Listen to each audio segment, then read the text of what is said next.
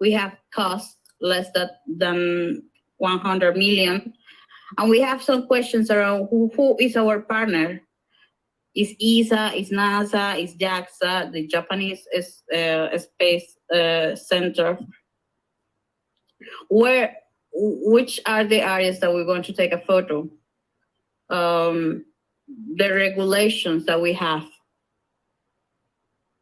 And with that, also we need to check the launch, the communication, the payload cost, and how it's going to be the operations.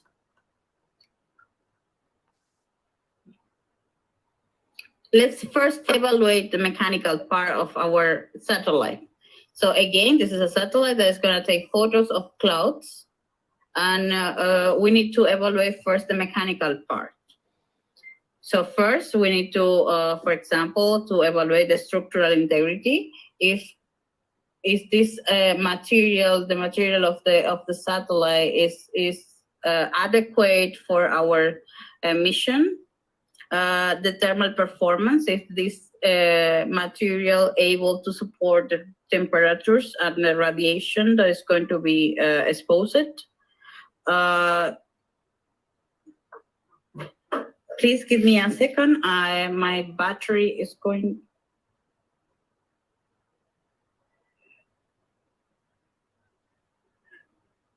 Take your time, Helen. In the meantime, guys, as you can see here, while our professor is telling us about the different parts, I have been just pulling some parts for you that you can see here. We have an antenna, we have a camera, we have a panel foil for a satellite. We also have here a solar panel. So these different models are just like a hint on how these subsystems can come together to make a satellite work. Because in fact, as our professor was telling us earlier, for every mission, we need different subsystems. And then when we define the mission and then we find our payload to fulfill that mission, how we bring all those pieces together to make a satellite work. I see that there is a question. Yes, please unmute yourself.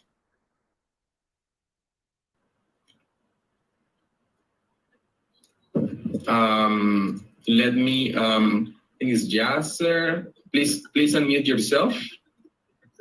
Guys, if you are from Oculus, you can press the white button on your left hand side, and then you will see like a tablet, and from there you will be able to unmute. Or if you are from laptop or you're from a laptop, if you press the escape key, you can also see the menu that allows you to unmute yourself. I see Ganim. Ganim, please unmute yourself. What? Hi, how are you? Welcome. I saw that you have your hand raised. Do you have a question? No. No problem. It's okay. Okay. Camilo, I'm having some issues with the tablet right now.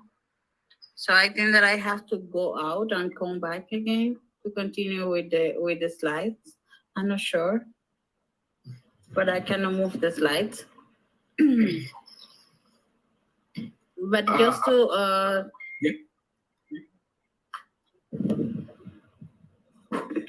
let me see. Okay, but just to continue talking about this mechanical part, for example, you would see here that we have different testing to do for the mechanical parts. For example, the static loading or the acoustic vibration. For example, our mechanical part is going to be exposed to different vibrations, and we need to make tests if any of the joints is going to support all of this.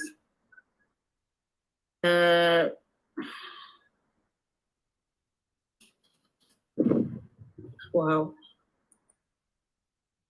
Something happening here with the joystick, and I cannot move the. if you want, Helen, I can help you here. Feel free to, if you need to change the batteries or something, feel free to do it, and then I can support you here. No problem. Yeah, can you move the next slide? I can, because the slide belongs to you, but I just can explain to them all the mechanical systems and how it works while you come back. No problem. I can support you with that. Okay, great. Yeah. Okay. So guys, as I was saying, let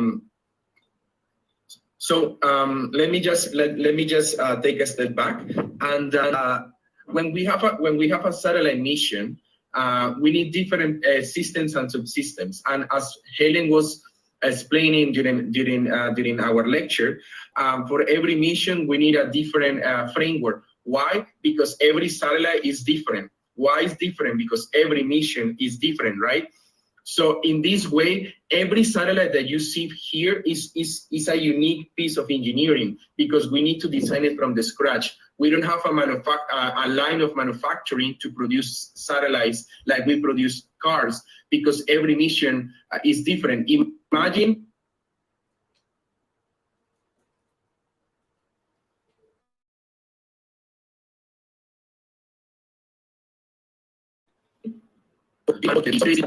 because of the approaches are different, we need to define it we need to give them very special features.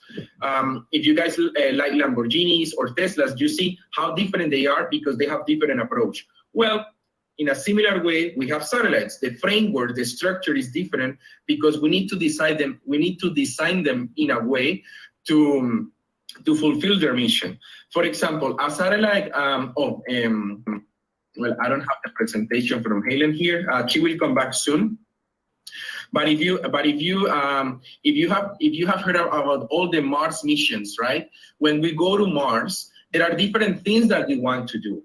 We want, for example, to go down to the planet and to explore with the rovers. So we bring down a rover. Do you remember the rovers that we were seeing earlier? When we need to bring down a rover, like Curiosity, for example, let me show it to you. I'm just looking for it here. We need, for example, this Curiosity. You see this model here. I will make it a little bit small for you guys so you can play around with it a little bit. There you go. Look at how beautiful that rover is. This rover needs to like hold the heart of the environment. Now you guys can see it there. But when we are bringing this rover to Mars, the spacecraft that holds the rover, it needs a very specific configuration. Like, for example, this orbiter, right? This is like an entry vehicle. Curiosity and its twin Perseverance, they need to come here. And then do you see this part here underneath? Helen explained briefly earlier that that's the head shield. And the head shield needs to hold many like a really high degrees when it's entry, because the friction of the spacecraft with the atmosphere can set it on fire. So when we design this spacecraft, we need to give them very specific configuration because of the mission that it needs to fulfill. You see it here, I just rotated so you guys can see it. So this is the head shield, and this head shield needs to be able to hold like more than 2000 degrees, right? So when we design this stuff, we need to take these kind of things into consideration, because as I've been saying, every mission is different. Hi, Helen. I'm just talking here about like the different spacecraft and the different configurations. Now, just to finish, while Helen brings back her slide, we have. If you guys look at this one, you can say, okay, Camilo, for example, if I want to do an Earth observation mission, can I use the same technology that I use, for example, for the Mars mission? I would say absolutely, but not that much. Why? Because for an Earth observation, I need a certain types of cameras. I need certain type of electronics that can stand the radiation in low Earth orbit, but and certain temperatures. But those temperatures are different from the ones that an orbiter needs to hold. So you see, we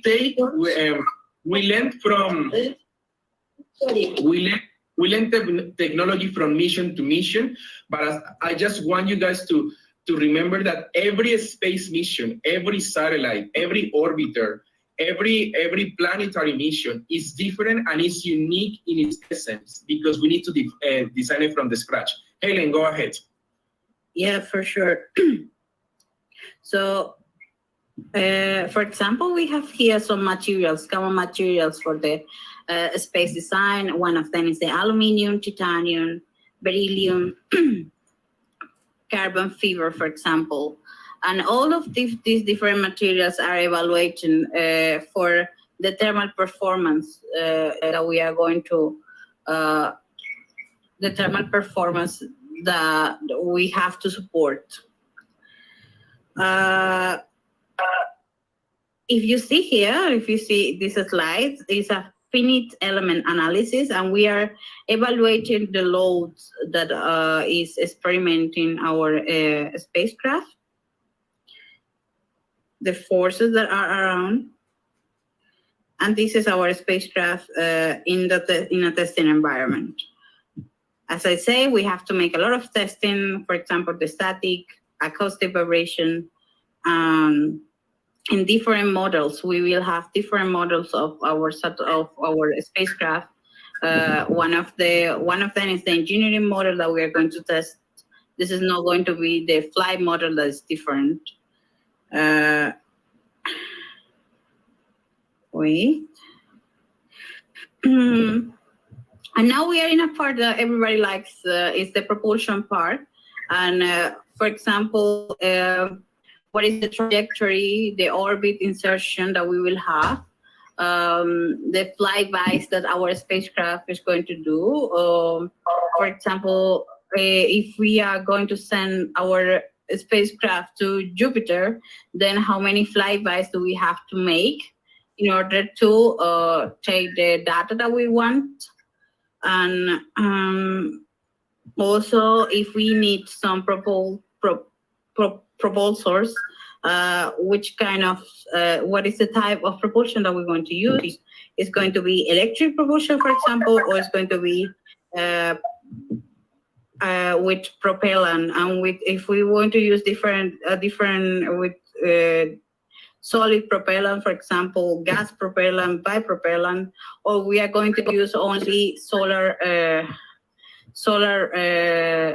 radiation for as propulsion.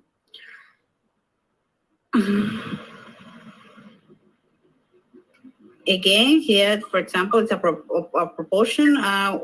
If we're going to make a test of the propulsor, we are going to test the engine, or we are going to test the valve,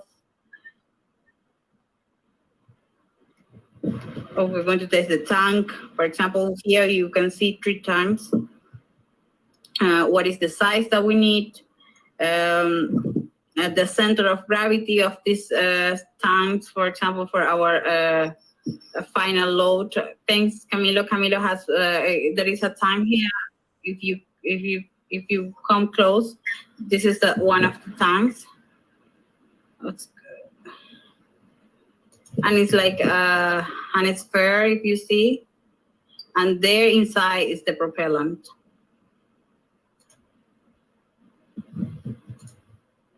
Okay, so now we are going to evaluate the thermal system. And for the thermal system, we have to take in account, for example, the solar absorption. If our all of the parts, let's say these propulsion tanks that we can see here, they can support the temperature. What is the material of them, for example? Also, very critical if the electronic heat, if our electronic is going to support the radiation that is going to be exposed. If not going to support, then we will not have any communication. And for that, again, we can create a finite element analysis and to put the structure in two environments, the hot and the cold environment.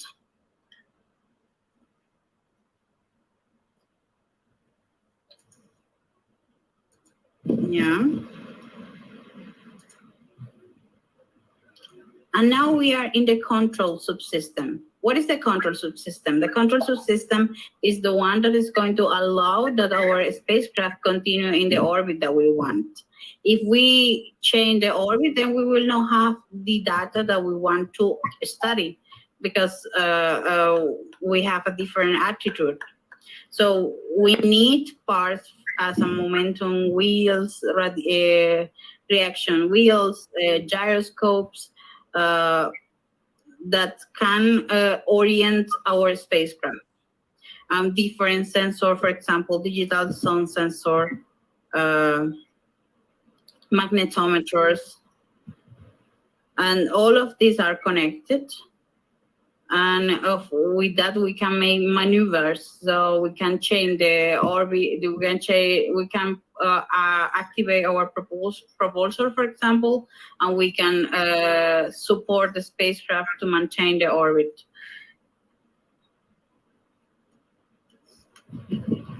You can see here the different parts of a control subsystem: a momentum wheel, a magnetometer, magnetometer, sun sensors, microcontroller, gyroscopes, magnetometers.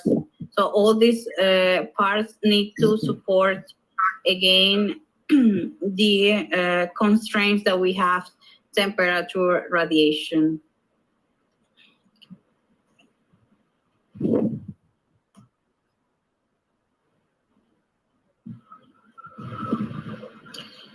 You will see here in the photos, you can see here some magnetometers, for example, gyroscopes.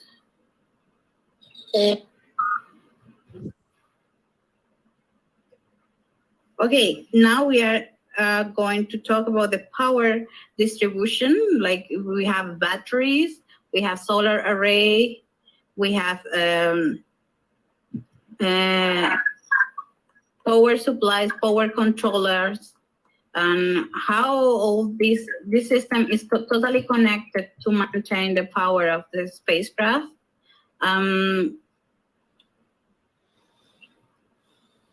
we have to evaluate, for example, how many solar panels do we need to receive all the energy that we need, or the battery that we need for the solar panel, for example. Thanks, Camilo.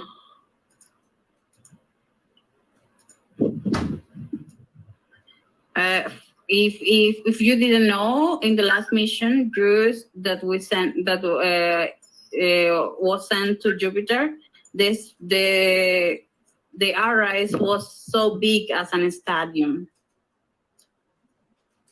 Wow, I didn't know that. That's a great tip. Nice.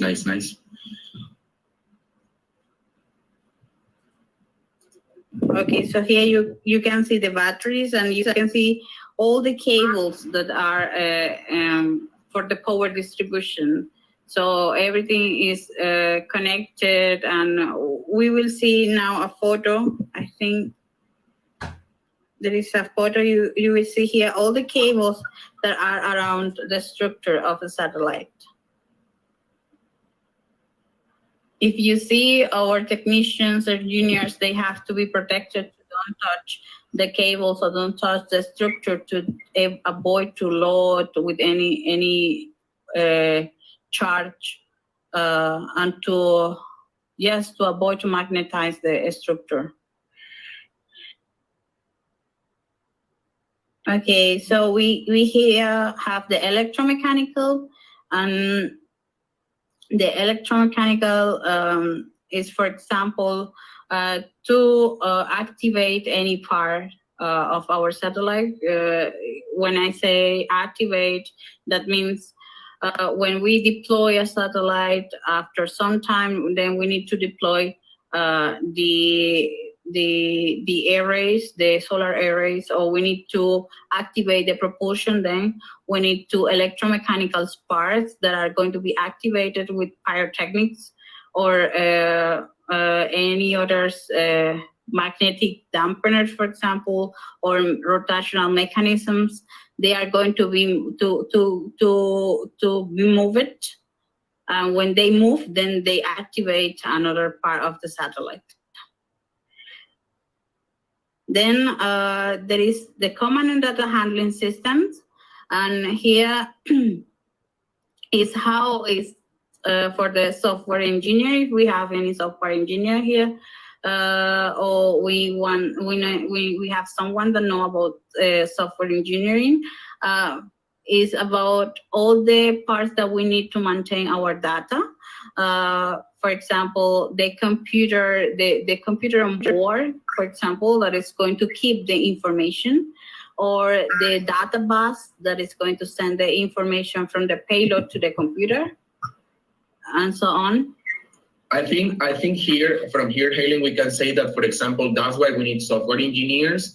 So if any of you guys are interested, of course, I don't know your ages, you can be scientists already on software, so my apologies if I am saying something wrong.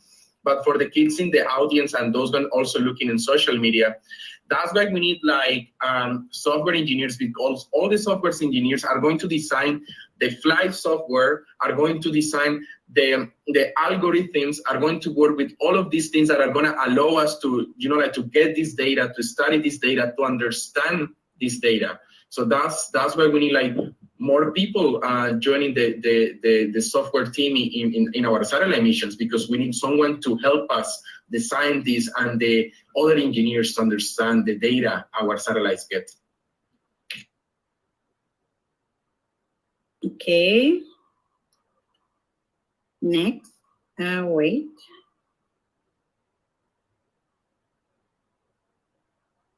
And then here come our flight software.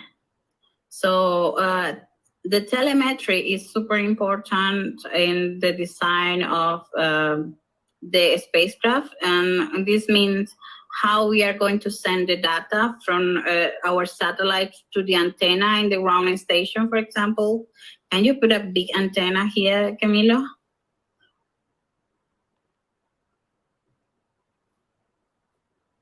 Sure, looking for it.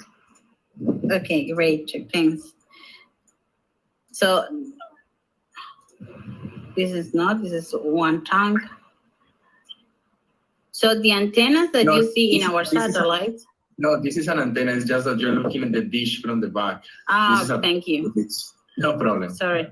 Okay. So this is the antenna in the ground station, and they can be enormous actually, and they are receiving the data from the satellite. But we need a software that sends this information from the satellite to the antenna.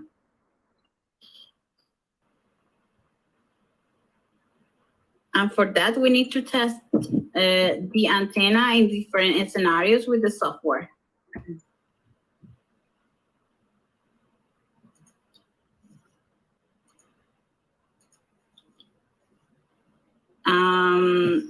And then we have the communications the communication subsystem that again is the antenna and the receivers. What is a receivers or transmitters are parts that are receiving the information or sending the information.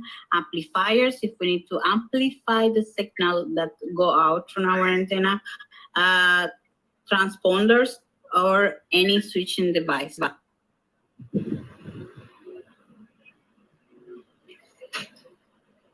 And finally is our payload. And again, the payload is the part that is going to take the data from the planet or from the environment that we want.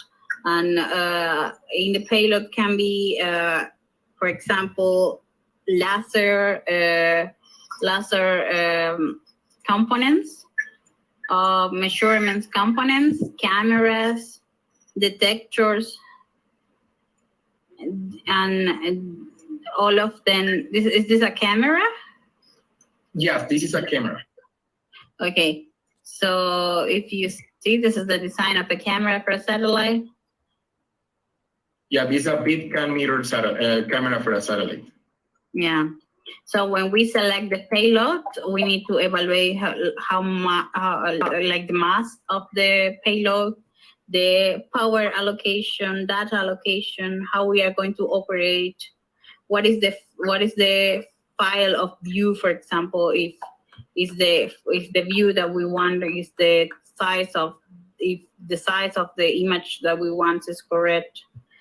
And it's important to evaluate the camera in hot and cold cases. Again, the temperature and the thermal environment plays a big role here to the selection of the camera of any payload or any payload. And then we are here in the assembly, test, and launch operation. So we have selected all the parts. We know now that all the parts can be can be selected and can be used. Then we need to make an assembly, and then test and go to the launch area. And we need, for example, to charge the batteries, to make functional final functional tests. And here we are in a launching area. For example, you For can some come people close if you want. Yeah, people might be still downloading. You see, we are in the launch pad of Falcon 9, and they are ready to put the. It is like for them to put the Dragon, and the Dragon, in fact, we can consider as the payload of the rocket. Yeah. So our satellite is inside this rocket. And not only our satellite, can be our rover, our lander. Our astronauts can also be considered somehow, and that might sound wrong. Payload. But Yeah. Payload, exactly. But yeah, but of course that's for like for human missions.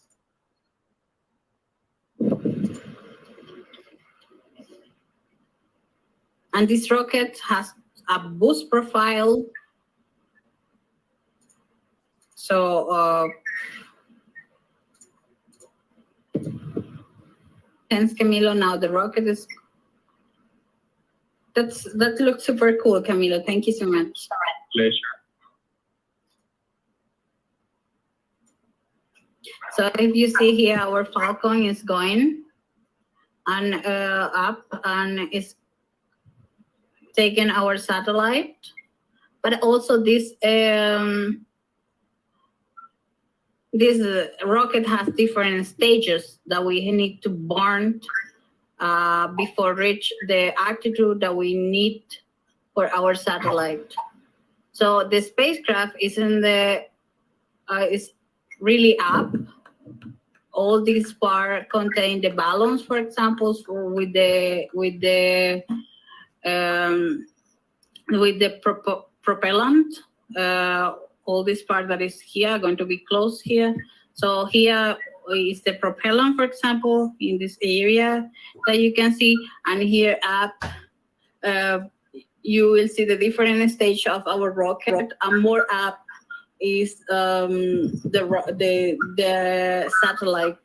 So our satellite is located there up, and all of this is the rocket with all the parts that we need to reach the altitude that we want. Yeah, Helen, we also have here, I will just place it here.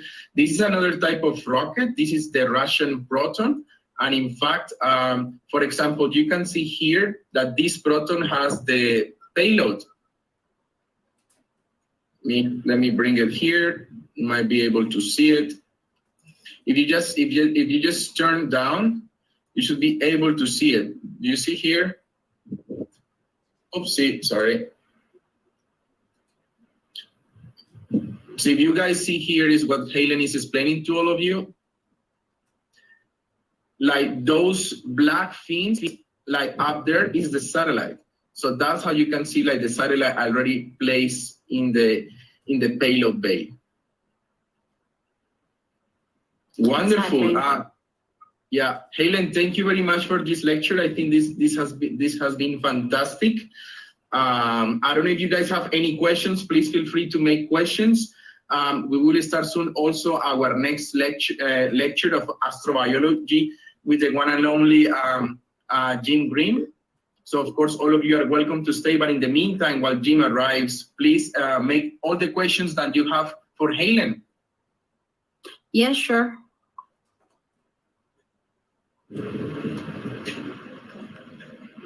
Do you have any question regarding, for example, the rocket or the cameras, or for example, the payload, or how it's connected to the batteries, for example?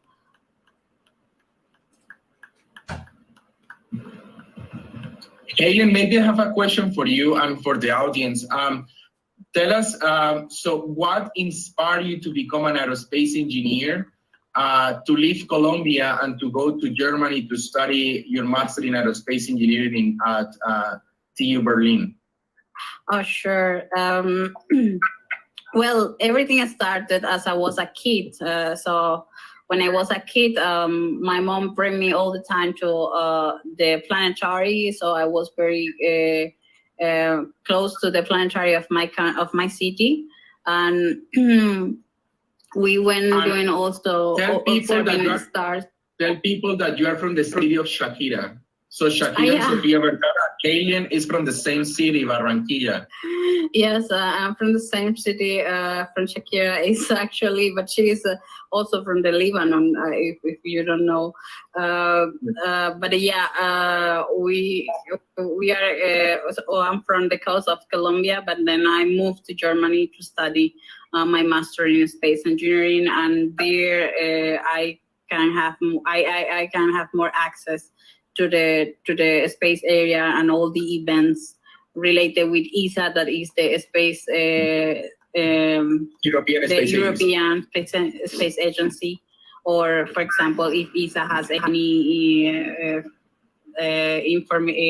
meeting with NASA, then I can be there. So yeah. Wonderful, wonderful. And why aerospace and not other career? Why not medicine? Why not law? Why aerospace specifically? I think that sometimes we follow our dreams, and we follow. We want to be We want to be astronaut, for example. We want to train as an astronaut.